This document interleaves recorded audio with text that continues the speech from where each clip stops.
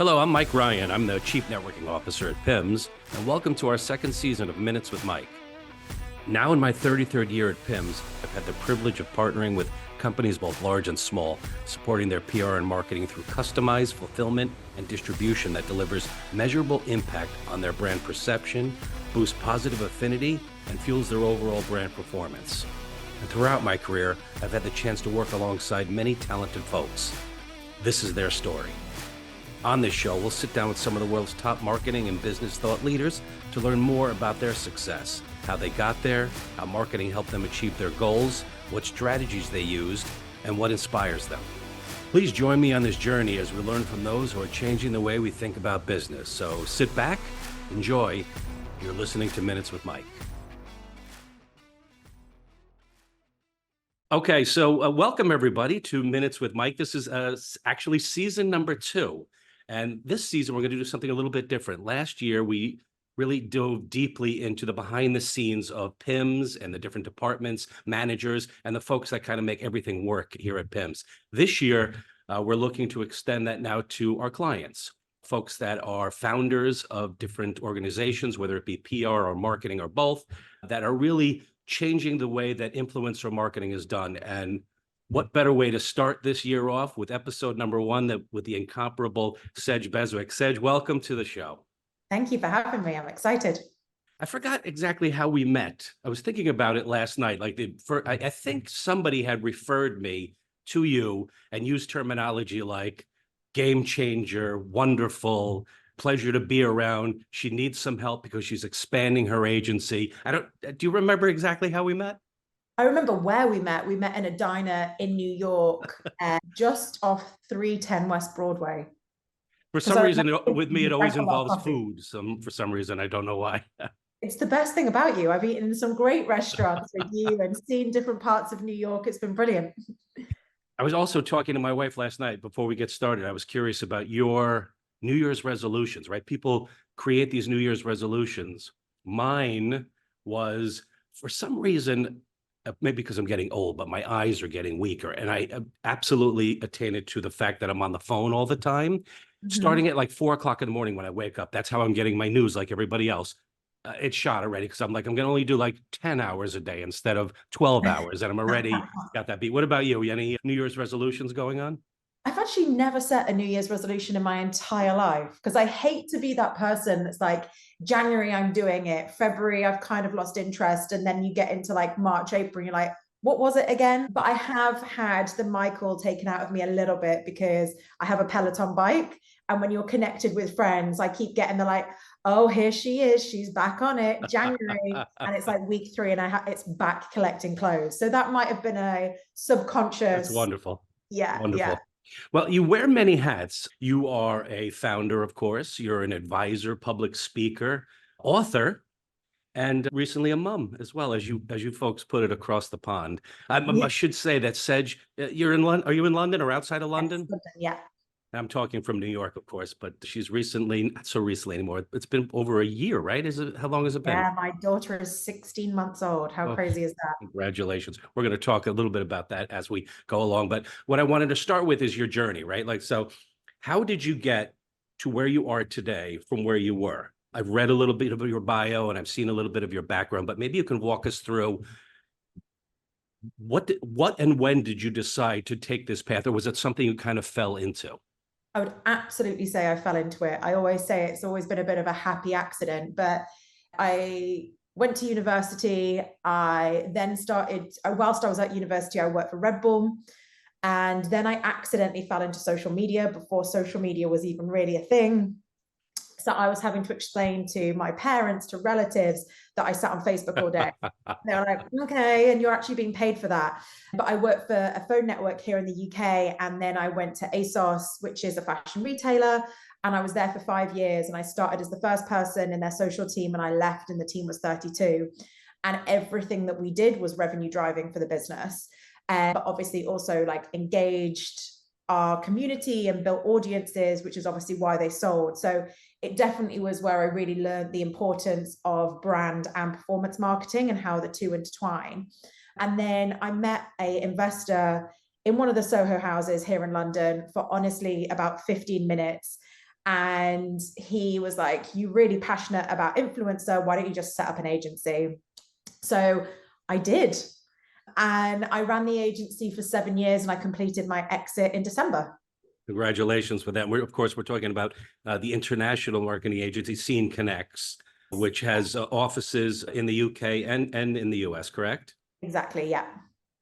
One of the times Sedge and I met, we've met a few times, but I'm always fascinated about, along with being a mother and a wife and in leading the charge for Scene Connects, your schedule is unbelievable. The way that you can sort of juggle both continents simultaneously while still having a home work balance. We're going to talk about that in a minute too, is always been fascinating to me. So recent valuations for 24 million pounds on Scene Connect. So congratulations with that. Thank you. Thanks. But Talk yeah, about, I definitely go ahead, sorry. sorry. No, I was just going to say I definitely haven't got the balance right since having a kid. That makes everything harder, as you know. Tell me about some of the clients you connected with, well, with Scene. Yeah, so Scene Connect's clients, as they are today, are eBay, Lululemon, Panasonic, and the business exists to help brands work with influencers and celebrities. So the business would come up with the campaign, it would then match the right talent, whether that is celebrity or influencer, and they would then manage that execution from end to end. You know, people say that this is a new marketplace and a new world with the influencer, and it's true, it is, and maybe it just feels that way because it's always changing. It feels like week to week, maybe even day to day, where it changes. Tell me about how you've had to sort of reinvent who you are in the company itself as things changed when audio was the big thing and then video became the big thing. Tell me about some of the changes along the way on your path that you've had to endure. Yeah, so what I would just say is everyone says influencer marketing is this new shiny thing. And actually, my first ever job 16 years ago for Red Bull, they were called key opinion leaders. But my job was to make sure that people had a can of Red Bull in their hand at the right time. So, I was 19, I was 20, I was young and kind of a little bit more free-spirited than I probably am now that I have a mortgage and a kid. But I would literally break into venues, and as an act was going on stage, I would have a can of open Red Bull that I was passing to them, and the musician would be on stage like, huh, and then all the press shots were then with cans of Red Bull in their hand. And it was kind of a hybrid between guerrilla marketing, what is now known as influencer marketing. You would never get away with that now, but Red Bull's motto was all about asking for forgiveness and not permission. And that kind of gets instilled in you at such a young age. And then when I launched the business, it was very much because I saw a gap in the market, which was around proving that if you do influencer marketing correctly, you can generate a return for a business. And that was because when I was sitting at my desk at ASOS and people were emailing me from influencer agencies, none of which exist today, and they were saying, we'll give you, these influencers some vouchers and they'll create some really nice pictures of them wearing your product. And as soon as I replied saying, brilliant, so if I give you X amount of credit, what will I get in return sale-wise? They're like, oh, that's not what it's about. But I could tell you down to the Instagram post, down to the snap, like exactly what each individual would drive, what post would drive, which types of content would perform best based on which day of the week it is, and the shopping behaviors of the ASOS customer. And so that's very much at the core and at the heart of the business that I founded. But exactly to your point, like we are in a space that is constantly changing. And so by the time I left, we had a paid media division, we had a production team, we had audio and podcast production. And it is about, our job was to make sure that our clients are kind of feeling uncomfortable and that we are pushing them out of their safety area because we're telling them what's coming next. And we're telling them, you need to start trying this and you need to start understanding how your audience will react and respond, because that's how you're going to stay at the forefront and that's how you're going to continue to engage your customer base. That's really well said. And it hits home on my end too, because, I've been doing this for 30 years and, back in the day, it was all media driven. It was like TV and radio and newspapers and magazines. People would want to engage reporters and writers at those sort of marketplaces, but they would send everybody in mass, right? The same top 100 newspapers, the 300 people they wanted to reach, they would all get exactly the same thing. And then one day somebody called us and said, do you have lists of influencers? And we're like, what's an influencer, right? And there were Amazing. people in the PR community and marketing community back then, not too long ago, that were naysayers. They would say this is never going to catch on, or it's that, that's a young person's target, or that's not really what we're looking for. And then today it's really taken over the marketplace, right? And what I'm Yeah. getting to is that customization has changed so much. It used to be mass send outs, throw it on the wall, hope it sticks, and maybe you get some pickup. Now Sedge Beswick gets a package that has items inside that are very much different than the package that Mike Ryan gets, whether it's shade matching for cosmetics or size matching for apparel, the day of the week they're going to get it, the type of way they're going to get it, whether it's going to be in a custom box. And, I know that's sort of where we connected to start with PIMS was, doing that special type of customization. To have an internal team work on that is almost an impossibility. And you want to be able to stay relevant by creating these really great reveals, right? Maybe you could talk a little bit to that. Yeah. And I would also just say to that point, I think it's part of the success of a business is understanding what your core services are and what you're really good at, and actually what you should outsource to experts. So we have never tried to create, we would obviously pull together the influencer list. We would work up with brands what is going to get them excited when they receive those packages and get them talking about it across those various platforms, or the point when they're opening it. But we are not a distribution center, and we wanted to make that experience as rich as possible. And that's why we would always bring in the absolute best to make sure that, again, from a brand's experience, but also from an influencer experience, it was as good as it possibly could be. You never do anything slow and easy. You never avoid any obstacles. That's why you decided, along with founding this agency, you were going to get married and then have a baby, all in the same sort of scope of time. And So spend my maternity in New York.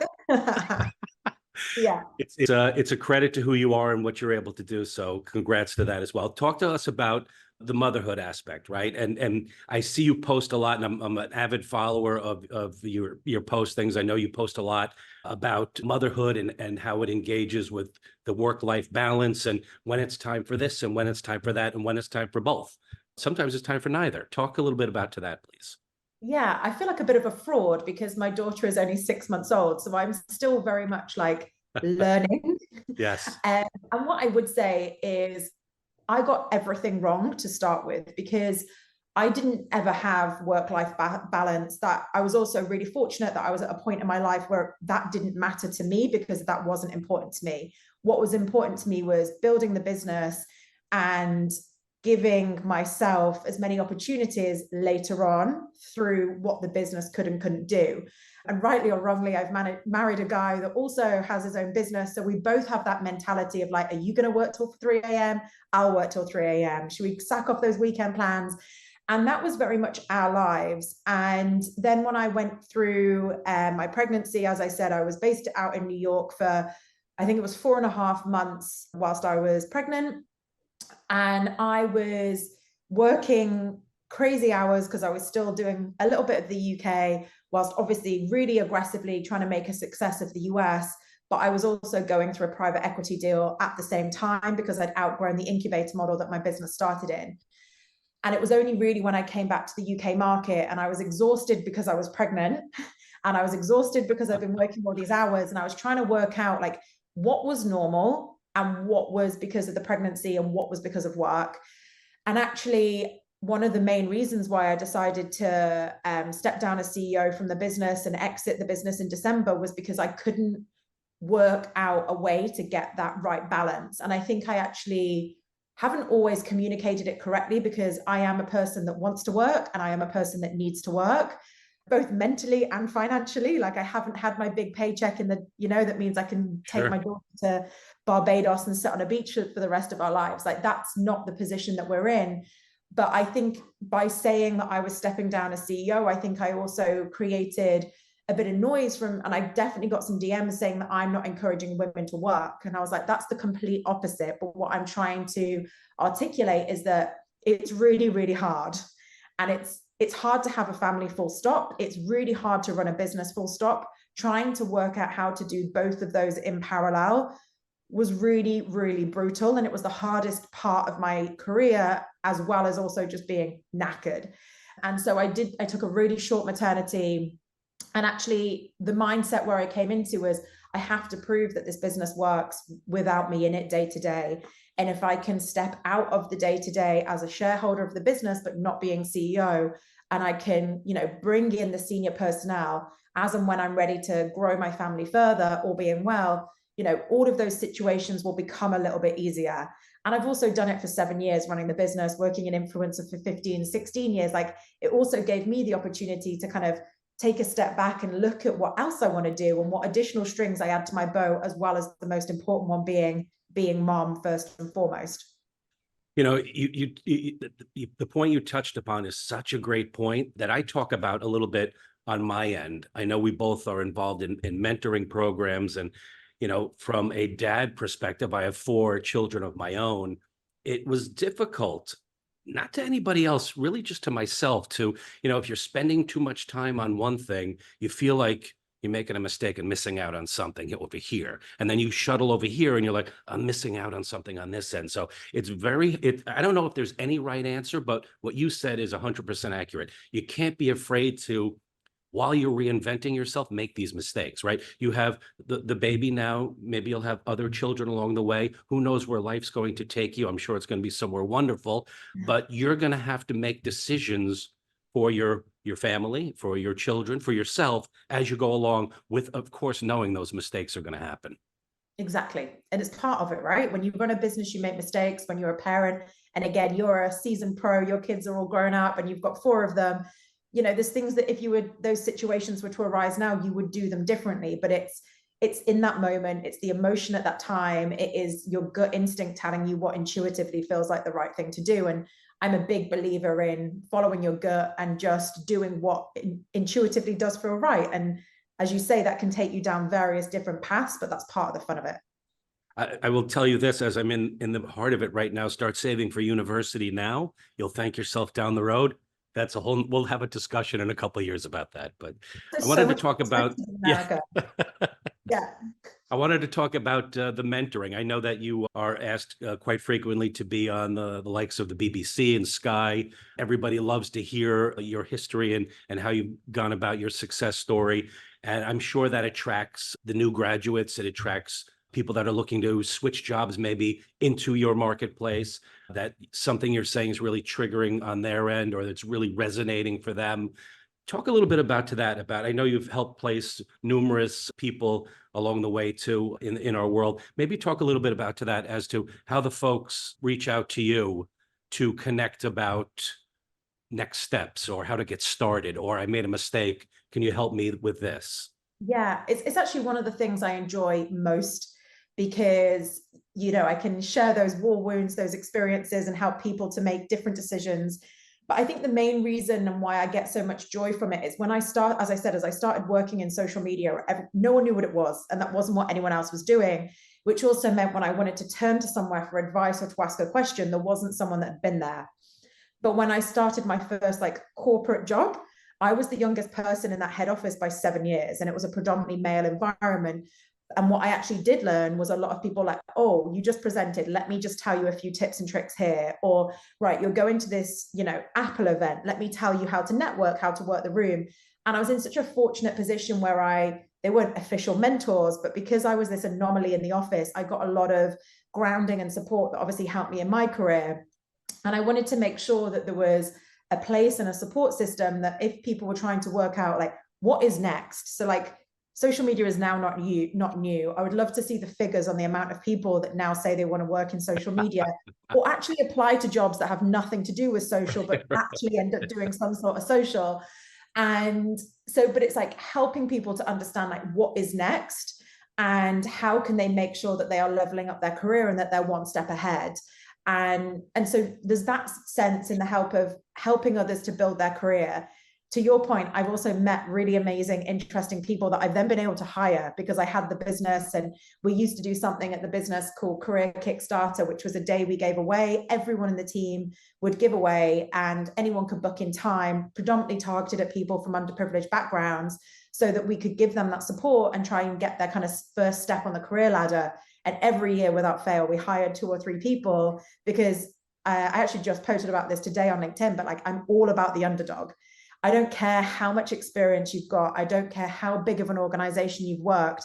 If you are someone that has got a bit of grit, who will just roll their sleeves up and work it out, that is always going to be a better hire for me and my working style. And so always kind of like love doing that. And actually, again, the joy of not being in the business day to day is that I've been able to spend a lot more time mentoring. Like my favorite stat at the moment, so like Gen Alpha, who are still being born to 13, 65% of the jobs that they will have when they are my age don't even exist today. So I keep getting asked to go into schools, and do like career counseling. And I'm like, I can coach you on like what I do, but this isn't what you're going to be doing. Right. So like, let me help you to navigate more about where the position I was in when I was doing something that no one else had done before, that there wasn't an expert to learn from, that there wasn't a masterclass or a Coursera of like an idiot's guide to growing your Instagram or driving commerce through TikTok. You just had to learn on the go. And I think that's the joy of kind of the next kind of digital evolution kind of that we're in, is just like, understand that what is happening is not what you can plan for just yet. When you said that those jobs haven't even been created yet, I had read that once before, and it's so true. And it goes back to a conversation that I had with my 17-year-old who's graduating high school this year, picking between the colleges he wants to go to. He's not really sure, but most of all, he doesn't know what he wants to do, which I'm sure most kids that are just coming up through the system, regardless of which continent you live on, are the same way. They don't know, they want to make a lot of money. They don't want to do this. They want to do that. So I was talking to him and I was saying, maybe data and analytics, it used to be called statistics. Now it's very fashionable to call it data and analytics, because at least on my end, I know a lot of companies scurry to pull in people that can evaluate that sort of stuff, because the ROI, that return on investment for using an agency or using a service like PIMS, is always paramount when we talk to new clients, right? Like, this is great. We just want to make sure that the ROI is there for the amount of spend, right? So maybe you can talk, since you were on that end of things, tell me a little bit about how you navigated that when you're talking, because we're selling you or talking to you as our client, but you're then spinning around and doing likewise to your clients. How do you produce that ROI? How do you show them that this send out is going to be worth this much in total capture? Yeah, so I would say to any client that you don't know what success looks like unless you set out what good looks like up front. And often we would get a brief that says, we've got 100 grand, we just want to work in influencer. And I think that was one of the negative parts of my industry, was that because people felt it was new, it wasn't part of the marketing mix. It was this trial and test budget and let's see what happens. And I would force all of our clients to have an expectation. And that could be, we want to generate eyeballs, we want to generate awareness, and we just want to get the message out there. So then the way that we would measure success would be on what I would call more vanity metrics, but it would also be like, did it get column inches? Was it in the, was it covered in the press? And what does that mean and equate to from an earned media value? And how does that then challenge other streams? But the bit for me where it gets really fun is when you're working with like a retailer or an e-com platform that we're like, no, we want to drive sales. If we're spending X, we want to deliver Y. And so everything we do would have a tracked UTM alongside it. The more access that a client would give us to their back end, obviously the better that our reporting could be and our education around what's working and what wouldn't. But we were looking at obviously like growth across social, brand uplift studies. What was your perception pre and post seeing the brand? But what's the click-through rate? What's the bounce rate? What's the average basket value? What is the cost per new customer? And all of those metrics would vary and change based on the client and what those results and what good look like for them. Well said. That's always a bit of a struggle on my end, because we want to produce that for the client and be able to share that with them. But a lot of times it's hard hearing from them exactly what it is they need information to give back. So it's nice to put it in perspective. What comes to mind when you think of really great outreach that you've seen? You gave us your example with Red Bull, but along the way, what types of send outs or distribution, or even if it's ones that you weren't involved with that you saw online that are memorable to you? The one that immediately comes to mind, and this is so many years ago, but it really was at the time, the first time I'd ever really seen it. And it was Net-a-Porter. And it was an invite to their digital fashion show, which again, at the time, you're like, it's Fashion Week and it's digital, mad. But obviously, Net-a-Porter is an online business. Of course, the way that they should kind of bring to life their activation and their campaign should be digital. And the invite looked like an envelope. And as you opened it, there was actually a screen, and then you could tune in to watch the pre-recorded show there. And I just remember getting at my desk and thinking, at the time, amazing. That's incredible. Yeah, I've seen a lot of those over the years, but much like your end of the world, ours keeps changing too. And our clients come to us often and say, I have a budget, I have a time frame, help us strategize and come up with something great. So that's where they're the best clients. Yeah. When they're like, again, you're the experts, you've done this, you tell me what is going to tick this. That's exactly right. Okay, Sedge Beswick, I have a lightning round for you as we close out this session. I'm scared. I'm going to read you 10 phrases or 10 questions. I'd like you to answer with just one word. We may laugh after you say it, but no explanation needed. Are you ready? Okay. Yes. Favorite type of music? Rock. Favorite movie of all time? Ferris Bueller's Day Off, not one word. Was on yesterday. Favorite television show, current or in the past? Oh, Breaking Bad. Favorite food? Asian. Texting or talking? Texting. Favorite day of the week? Friday. Favorite city in the US, not New York? I want to give you my explanation, but I can't because it's one word. I am going to say, I don't really like LA, but I like the weather. Oh my God, sorry, this is a terrible one. Oh my God.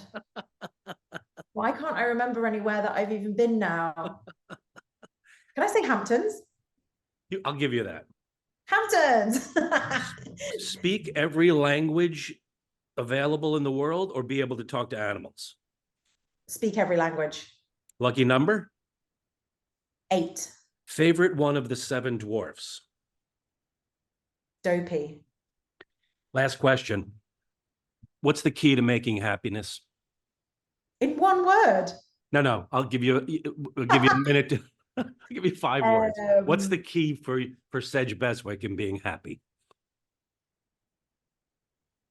The key to being happy genuinely is navigating a world where I could give my daughter everything, but also spend the most possible time with her. Well said.